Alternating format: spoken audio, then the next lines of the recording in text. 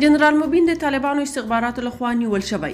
دا چې طالب فعالانو څه ویلي او هغه ولې نیول شوی جزئیات هم دلته وګورئ او چینل سبسکرایب کړئ. جنرال مبین چې څنګه د وړاندې د ننګرهار لالپورې ولسوالۍ ته تللی و او هلته یې د کونړ سیند پر سر پاکستان ته ډېر پیغورونه او اخطارونه ورکړي وو. ان دا چې پاکستانیان یې نمک حرامه بللي وو او ملا فضلو ته یې په ښکاره د ډیزل نوم کارولی و. همدارنګه تېرو څو ورځو کې د پاکستاني وزیر اختار ته یې هم سخت غبرګون ښکاره کړی و او په ټویټر کې د پاکستان د تباهۍ او د لوی افغانستان جوړېدو خبره کړې وه. ښکاري چې د هغه همدا دریځ ورته سرخوږی جوړ کړ. تازه خبر دا دی چې مشهور طالب فعال او د طالبانو د تبلیغاتي ډلې ډګر مخکښ جنرال مبین د طالبانو استخباراتو لخوا نیول شوی دی. د هغه د نیولو په اړه ټویټر کې یو شمېر طالبانو او طالب پلوو ټویټونه کړي چې دلته یې تاسو سره شریکوو.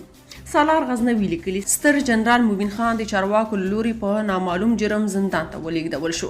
داسې ښکاري چې دا نیونه د پولې اخوا د جمهوریت پلوه مذهبي ګوندونو په غوښتنه ترسره شوې وي. ضیاء الرحمن لیکلي زموږ د زړونو ستر جنرال مبین خان نه ښکاري داسې خبر شوم چې څه مشکلات ورته جوړ شوي.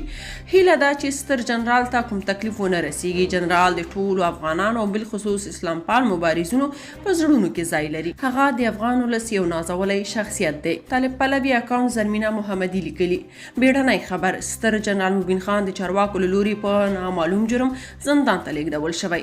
جنرال مبین د ولس خادم دی، باید ژر تر ژره آزاد کړی شي. که تاسو په دې اړه څه نظر لرئ په کومنټ کې شریک او چینل سبسکرایب کړئ.